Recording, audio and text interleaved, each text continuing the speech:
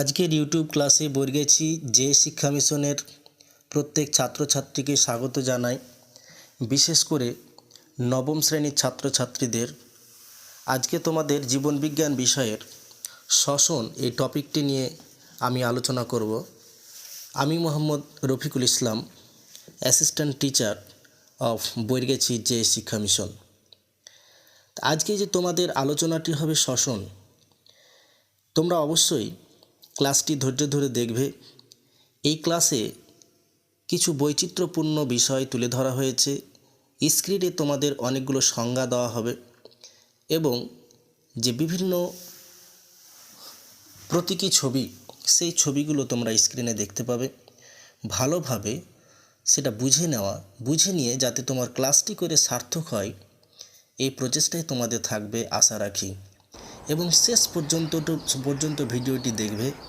যারা এখনও সাবস্ক্রাইব করনি তারা অবশ্যই সাবস্ক্রাইব করে বেল আইকন আইডিতে ক্লিক করে অলে ক্লিক করবে, যাতে করে পরবর্তী ভিডিওর নোটিফিকেশনগুলো তোমরা খুব সহজেই পেয়ে যাও। তাহলে আমরা প্রথমেই যে আলোচনা করব, শ্বসন কাকে বলা হয়। যে জৈব রাসায়নিক অপচিতিমূলক শারীরবৃত্তীয় প্রক্রিয়ায় অক্সিজেনের উপস্থিতিতে অথবা অনুপস্থিতিতে নির্দিষ্ট উৎসেচকগুলির পর্যায়ক্রমিক বিক্রিয়ার ফলে কোষস্থ খাদ্য জারিত হয়ে কার্বন ডাইঅক্সাইড এবং জল এছাড়াও তাপশক্তির মুক্তি ঘটে, তাকে শ্বসন বলা হয়। তাহলে আমরা দেখলাম শ্বসন হচ্ছে একটি জৈব রাসায়নিক প্রক্রিয়া। শ্বসন হলো একটি অপচিতিমূলক বিপাক প্রক্রিয়া। শ্বসনে কি হয়, অক্সিজেনের উপস্থিতিতেও শ্বসন ঘটতে পারে, অক্সিজেনের অনুপস্থিতিতেও শ্বসন ঘটতে পারে। শ্বসনের ফলে যে কোষস্থ খাদ্য ছিল সালোক সংশ্লেষের ফলে, সেই কোষস্থ খাদ্য জারিত হয়ে গতিশক্তিতে রূপান্তরিত হয় এবং তাপশক্তির মুক্তি ঘটে এবং কার্বন ডাইঅক্সাইড এবং জল উৎপন্ন করে। তাহলে আমরা জানলাম শ্বসন কাকে বলা হয়। তাহলে জীবদেহে শ্বসন ঘটে থাকে। তাহলে জীবের বিভিন্ন অঙ্গ প্রত্যঙ্গ এই শ্বসন কার্য শ্বাসঙ্গ হিসাবে কাজ করে। তাহলে জীবদেহের বিভিন্ন যে শ্বাসঙ্গগুলো থাকে, উদ্ভিদ এবং প্রাণীদেহের ভিন্ন ভিন্ন শ্বাসঙ্গ। এখন তোমাদের যে উদ্ভিদের যে বিভিন্ন শ্বাসঙ্গগুলো থাকে, অর্থাৎ যে অঙ্গের মাধ্যমে উদ্ভিদ শ্বাস গ্রহণ এবং শ্বাস ত্যাগ করে শ্বসন প্রক্রিয়ায় অংশগ্রহণ করে, সেগুলি সম্পর্কে আলোচনা করব। তো প্রথমেই চলে যাব উদ্ভিদের শ্বাসস্থান। উদ্ভিদের মূলত শ্বাসস্থানগুলো হচ্ছে লেন্টিসেল, যেটা তোমাদের আগের ক্লাসে লেন্টিসেল সম্পর্কে আলোচনা করা হয়েছে বাষ্পমোচন আলোচনা করতে গিয়ে। এছাড়া থাকে শ্বাসমূল আর পত্ররন্ধ্র। তাহলে উদ্ভিদের শ্বাসঙ্গগুলো হচ্ছে লেন্টিসেল, শ্বাসমূল এবং পত্ররন্ধ্র। এছাড়া পরাশ্রয়ী কিছু উদ্ভিদের বায়ব মূলে স্পঞ্জের মতো এক ধরনের মূল থাকে, তাকে বলা হয় ভেলামেন। এই ভেলামেনও হচ্ছে উদ্ভিদের শ্বাসঙ্গ। এই ভেলামেনের মাধ্যমে অক্সিজেন গৃহীত হয়ে কার্যকরী ভূমিকা পালন করতে পারে। তাহলে আমরা জেনে গেলাম যে উদ্ভিদের প্রধানত শ্বাসস্থানগুলো হচ্ছে লেন্টিসেল, শ্বাসমূল, পত্ররন্ধ্র ইত্যাদি। এবারে আমরা জেনে নেব যে প্রাণীদের বিভিন্ন শ্বাসঙ্গগুলো কি কি। তাহলে ভিন্ন ভিন্ন ধরনের প্রাণীর ভিন্ন ভিন্ন ধরনের শ্বাসঙ্গ দেখা যায়। তা আজকে তোমাদের কয়েক ধরনের প্রাণী শ্বাসঙ্গ সম্পর্কে আলোচনা করা হবে। যে দেহতলের দ্বারা শ্বাসকার্য চালায় কিছু প্রাণী, এই দেহতলের সাহায্যে শ্বাসকার্য চালায়, অর্থাৎ শ্বাসঙ্গ হলো দেহতল। তাহলে যেসব প্রাণী শ্বাসঙ্গ দেহতল, সেগুলি হলো অ্যামিবা, স্পঞ্জ, হাইড্রা, প্ল্যানেরিয়া, চ্যাপ্টা কৃমি, গোল কৃমি ইত্যাদি। তাহলে বললাম দেহতলের সাহায্যে শ্বাসকার্য চালায়, অর্থাৎ শ্বাসঙ্গ দেহতল যে সমস্ত প্রাণীর, কি বললাম, অ্যামিবা, স্পঞ্জ, হাইড্রা, প্ল্যানেরিয়া, চ্যাপ্টা কৃমি, গোল কৃমি ইত্যাদি। 2 নম্বর আমরা চলে যাব দেহত্বক। কোন কোন প্রাণী শ্বাসঙ্গ। তাহলে দেহত্বক যে সমস্ত প্রাণী শ্বাসঙ্গ, সেগুলি হলো কেঁচো, জোঁক, ব্যাঙ ইত্যাদি প্রাণী। 3 নম্বরে আমরা চলে যাব শ্বাসনালী। কোন কোন প্রাণীর শ্বাসঙ্গ হচ্ছে শ্বাসনালী বা বলা হয় ট্র্যাকিয়া বলা হয়, শ্বাসনালী বা ট্র্যাকিয়া। অনেক সময় পরীক্ষায় ট্র্যাকিয়াও থাকতে পারে। তাহলে শ্বাসনালী বা ট্র্যাকিয়া, তাহলে শ্বাসনালী বা ট্র্যাকিয়া হলো যে সমস্ত প্রাণীর শ্বাসঙ্গ, সেগুলি হলো আরশোলা, মৌমাছি, প্রজাপতি, মশা, মাছি, ফড়িং ইত্যাদি পতঙ্গ শ্রেণীর প্রাণীদের শ্বাসঙ্গ হচ্ছে শ্বাসনালী। এই শ্বাসঙ্গগুলিতে 10 জোড়া করে শ্বাসছিদ্র থাকে। এবার আমরা চলে যাব ফুলকা কোন কোন প্রাণীর শ্বাসঙ্গ। তো যে সমস্ত প্রাণীর শ্বাসঙ্গ হচ্ছে ফুলকা, সেগুলি হচ্ছে চিংড়ি, কাঁকড়া, বিভিন্ন ধরনের শামুক, ঝিনুক ইত্যাদি। এছাড়া ব্যাঙাচি মাছেরও শ্বাসঙ্গ হচ্ছে ফুলকা। ফুলকার কিছু কিছু সাধারণত ফুলকা এই প্রাণীগুলির ভেতরে থাকে, কিন্তু কিছু কিছু প্রাণীর ফুলকা দেহের বাইরে উন্মুক্ত থাকে, যেমন ব্যাঙাচি। তাহলে ব্যাঙাচির দেহর ব্যাঙাচি অবস্থা অর্থাৎ ব্যাঙের যে প্রথম অবস্থা প্রাথমিক অবস্থা সেটা হচ্ছে ব্যাঙাচি। ব্যাঙাচির ফুলকা সাধারণত দেহের বাইরে থাকে। এবার আমরা চলে যাব ফুসফুস। কোন কোন প্রাণীর শ্বাসঙ্গ হচ্ছে ফুসফুস। তাহলে বেশিরভাগ যে সমস্ত উন্নত ধরনের প্রাণী, সেই উন্নত ধরনের প্রাণীগুলি হচ্ছে ফুসফুস, যেমন উভচর প্রাণী, যেমন ব্যাঙের ফুসফুস, উভচর প্রাণী কুমির, সরীসৃপ প্রাণী হচ্ছে পক্ষী শ্রেণীর প্রাণী পাখি, স্তন্যপায়ী প্রাণী যেগুলো মানুষ, কুকুর, গরু, ঘোড়া, ছাগল ইত্যাদি। তাহলে উভচর শ্রেণীর প্রাণী, সরীসৃপ প্রাণী, পক্ষী শ্রেণীর প্রাণীদের শ্বাসঙ্গ, স্তন্যপায়ী প্রাণী, এইগুলো প্রাণীদের শ্বাসঙ্গ হচ্ছে ফুসফুস। ফুসফুসে যে সমস্ত বায়ুথলি থাকে সেগুলোকে বলা হয় বায়ুথলি বা অ্যালভিওলাই বলা হয়।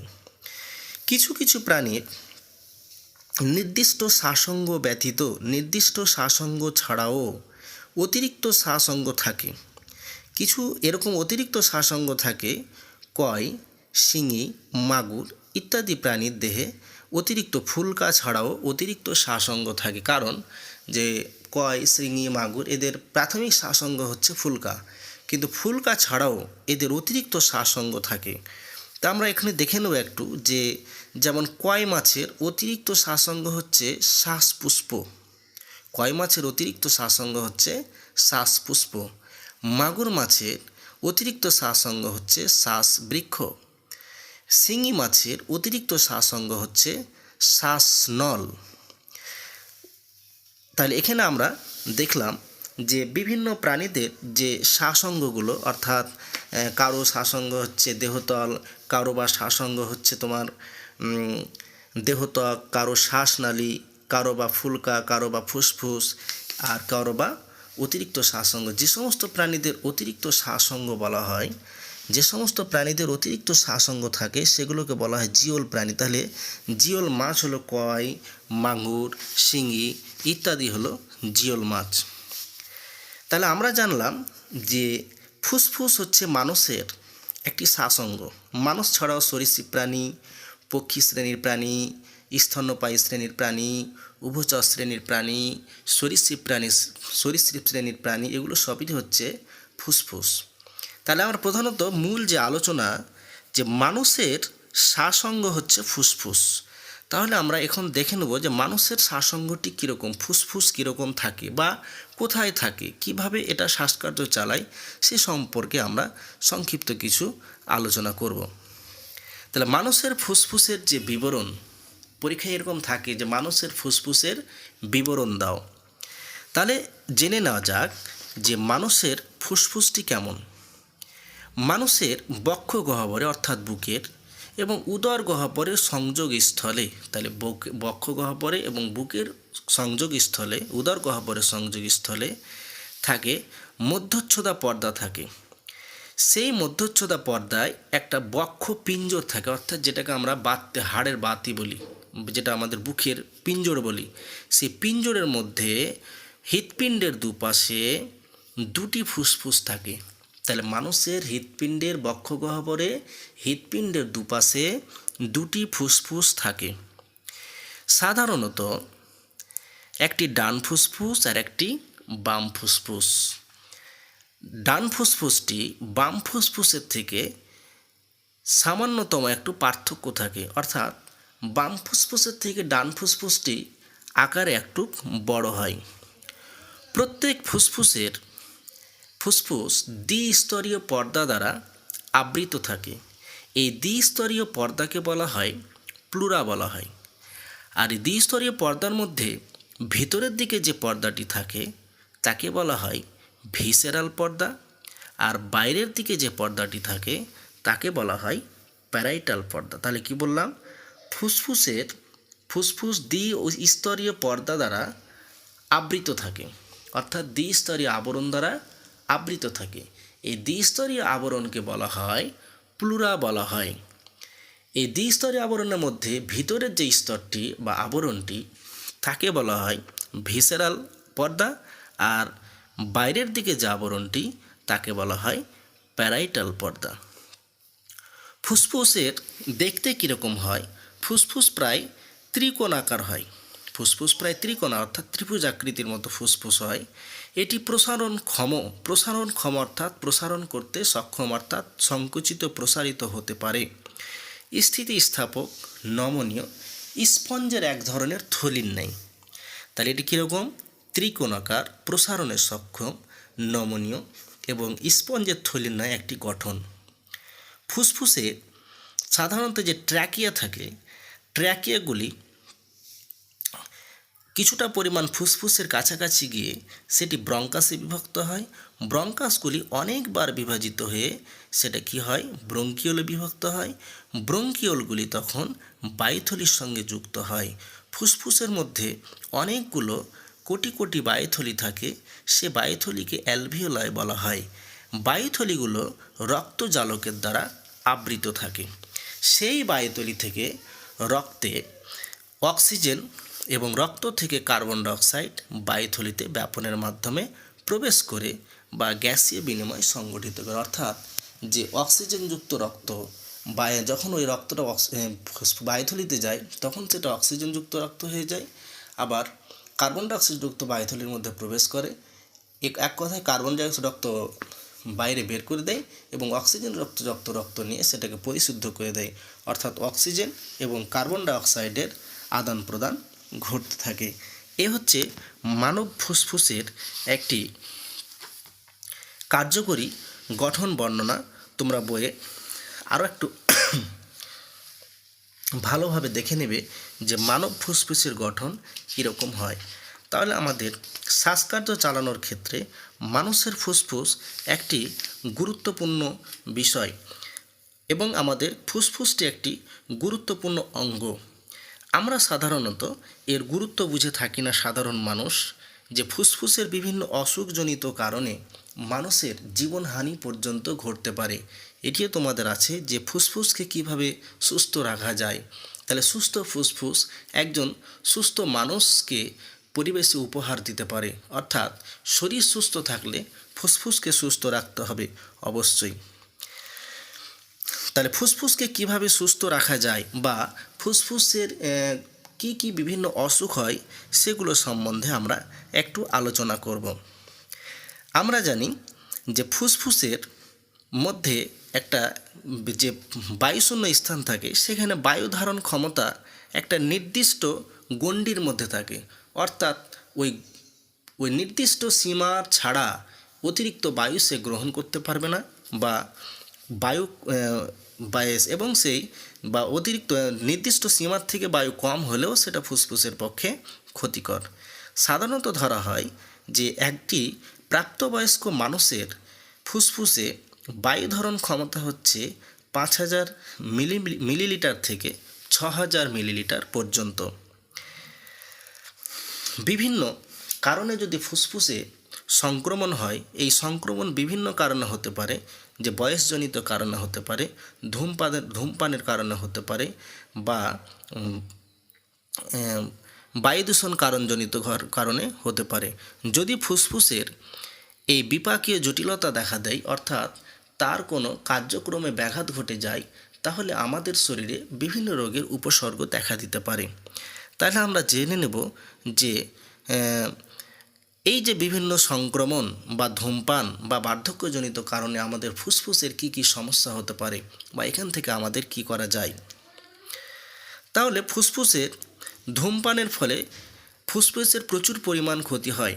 আমরা জানি ধূমপানে নিকোটিন জাতীয় পদার্থ থাকে, যে নিকোটিন জাতীয় পদার্থ ফুসফুসের পক্ষে অত্যন্ত ক্ষতিকর। যদিও এটি উপেক্ষার বিশেষ, তো এটি মানুষের ফুসফুসের পক্ষে প্রচুর পরিমাণে ক্ষতিকর।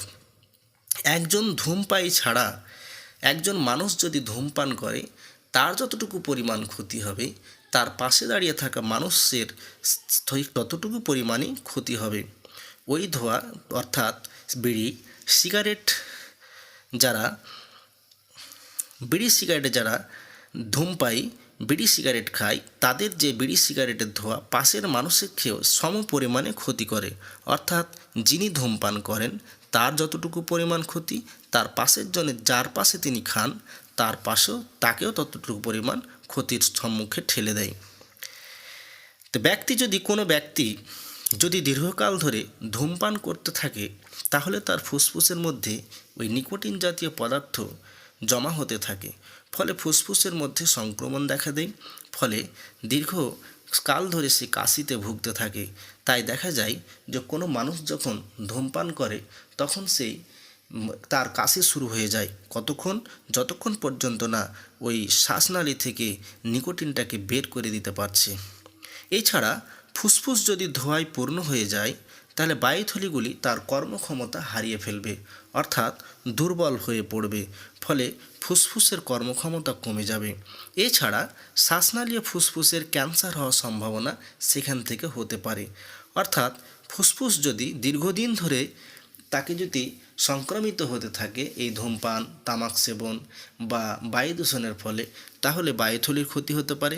আর সেই বায়ুথলি ক্ষতিগ্রস্ত হলে একসময় কী হতে পারে, ক্যান্সার সৃষ্টি হওয়ার সম্ভাবনা থাকে।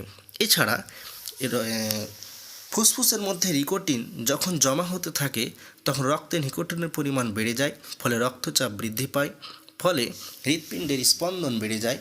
যে কোনো সময় মানুষ হৃৎপিণ্ডজনিত ব্যথা অনুভব হয় বা হার্ট অ্যাটাক হয়ে মারা যেতে পারে। এই যে আমরা বললাম, এছাড়া ফুসফুস অতিরিক্ত পরিমাণে যদি ক্ষতিগ্রস্ত হয়, তাহলে মানুষের যে ডিম্বাণু বা শুক্রাণু উৎপাদন হার কমে যায়, মানুষ তার জনন ক্ষমতা হারিয়ে ফেলতে পারে। স্ত্রীদের ক্ষেত্রে বিভিন্ন ধরনের ডিম্বাশয় সিস্ট বা জরায়ুতে টিউমার বা ক্যান্সার দেখা দিতে পারে। এই ধরনের প্রভাব থেকে মুক্ত হতে গেলে আমাদেরকে এই দূষণ থেকে মুক্ত থাকতে হবে, অর্থাৎ তামাক জাতীয় দ্রব্য বর্জন করতে হবে। এছাড়া বিড়ি সিগারেট এগুলো ধূমপান থেকে আমাদের বিরত থাকতে হবে।